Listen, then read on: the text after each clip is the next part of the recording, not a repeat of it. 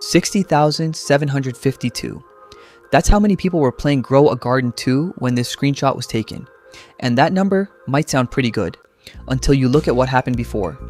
GrowAGarden 2 once had 929,371 concurrent players, almost 1 million people playing at the exact same time. And now, it's getting dangerously close to 50,000. So how did one of Roblox's biggest games go from nearly 1 million players to potentially losing over 90% of its player base in a few months? Let's go back to the beginning. GrowAGarden 2 launched on Roblox on May 21st, 2026. According to Rollemans, GrowAGarden 2 eventually reached an all-time peak of 929,371 concurrent players. 929,371. That's not just a successful Roblox game. That's one of the biggest Roblox games ever. But here's where the story gets interesting. Because getting players is one thing, keeping them is another. Let's look at the numbers.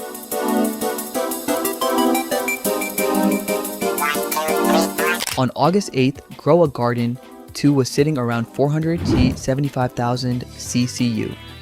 Then the decline became much more obvious.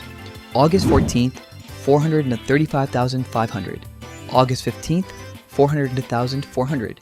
August 18th, 177,000. And then August 20th, 78,500. And on August 21st, 59,900.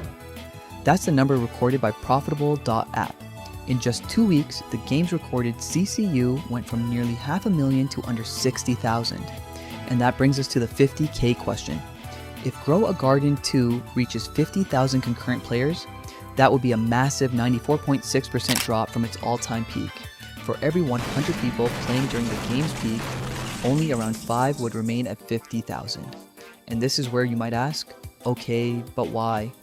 Well, there isn't one confirmed reason, but there are several things we need to look at. The first problem is the gameplay loop itself. GrowAGarden is designed around repetition. Buy, plant, wait, harvest, sell, upgrade, repeat. That's what makes the game addictive.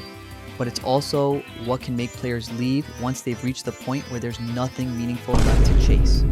And that's especially important for a sequel. Players aren't just comparing GAG2 to other Roblox games. They're comparing it to GrowAGarden 1.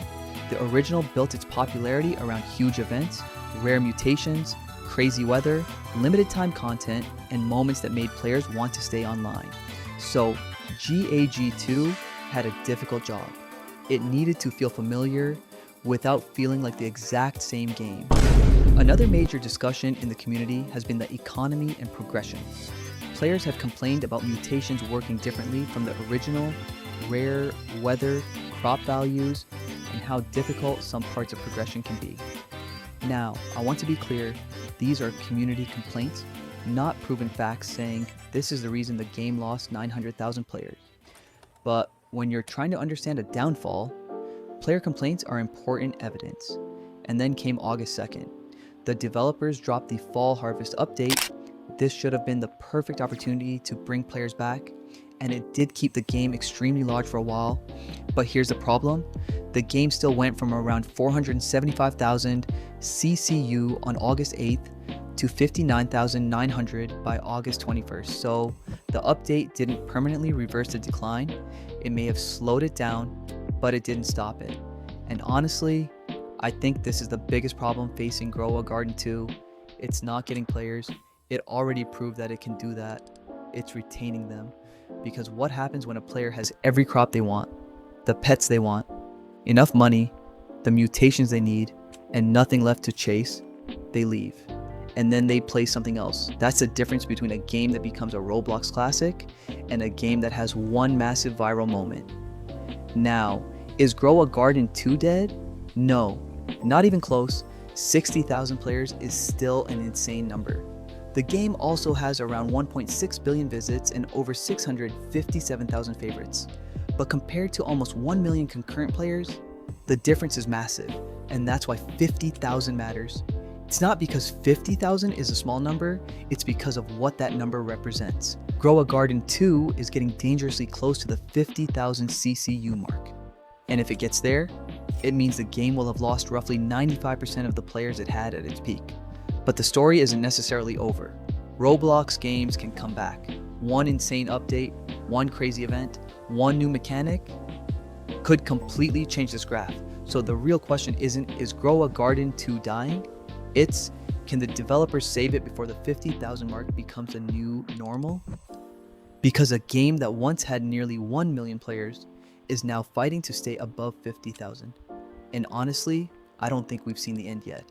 If you guys enjoyed the video, please leave a like and subscribe. Also, let me know what you think about GrowAGarden in the comments.